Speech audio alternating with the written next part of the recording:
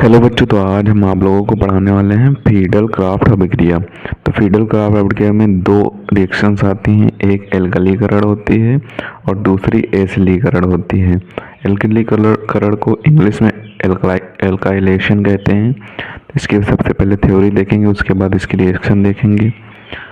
Theory में दे रखा है कि जब क्लोरो बेंजीन को मेथिल क्लोराइड के साथ निर्जल HCl की उपस्थिति में अभिकृत कराया जाता है तो हमें 1-क्लोरो-4 मेथिल बेंजीन तथा 1-क्लोरो-2 मेथिल बेंजीन प्राप्त होता है। इसमें से ये मुख्य उत्पाद होता है और ये अल्प उत्पाद होता है। तो अब इसकी रिएक्शन देखेंगे। रिएक्शन थ्योरी के बेस पे ही बनी हुई है। जब क्लोरोबेंजीन की अभिक्रिया मेथिल क्लोराइड के साथ निर्जल HCl की उपस्थिति में कराएगी तो हमें 1-क्लोरो-4 मेथिल बेंजीन प्राप्त हुआ। यहाँ पे देखो, ये 1 पर क्लोरो लगा हुआ है और यहाँ पे 2, 3, 4 पर मेथिल लगा है, तो 1 क्लोरो हो जाएगा और 4 मेथिल हो जाएगा। बेंजीन, इनको बेंजीन ही कहते हैं।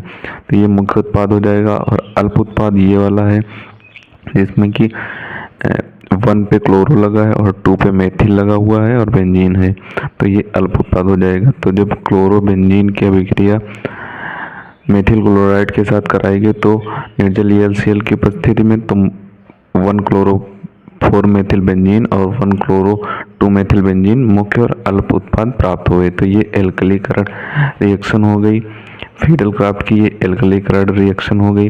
अब एसिलीकरण फीडल क्राफ्ट की रिएक्शन देखते हैं। तो ये एसिलीकरण दी हुई है। एसिलीकरण में हम रिएक्शन बता दे रहे हैं, थ्योरी आप रिएक्शन के बेस पे बनाकर लिख लेंगे। रिएक्शन में दिया हुआ है क्लोरोबेंजीन की अभिक्रिया एसिटल क्लोराइड। यहाँ भी ये एसिटल क्लोराइड है, ये एसिटल है और ये क्लोराइड है।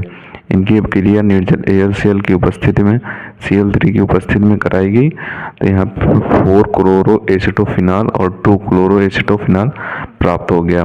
अब यहाँ पे 4-क्लोरो एसिटोफिनॉल ये मुख्य उत्पाद कहा जाएगा और ये 2-क्लोरो एसिटोफिनॉल ये अल्प उत्पाद कहा जाएगा। तो यहाँ पे मुख्य और अल्प उत्पाद का ज़्यादा ध्यान रखना है कि कौन सा मुख्य उत्पाद बनना है और कौन सा अल्प उत्पाद बनना है। यहाँ पे फीडल क्राफ्ट की दोनों रिएक्शन मैंने आपको समझा दी है। एक एसिलीकरण है जिसे एसाइलेशन कहते हैं और एक एल्कलीकरण है जिसे एल्काइलेशन कहते हैं। यहाँ पे एल्कलीकरण दी हुई है। ये फीडल क्राफ्ट की 2 रिएक्शन होती हैं।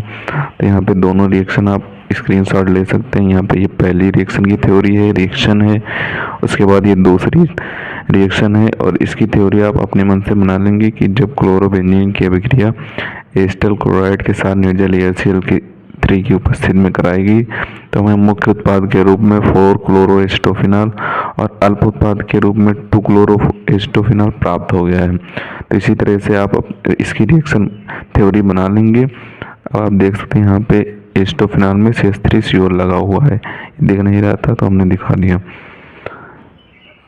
तो यही थी फीडल क्राफ्ट अभिक्रिया।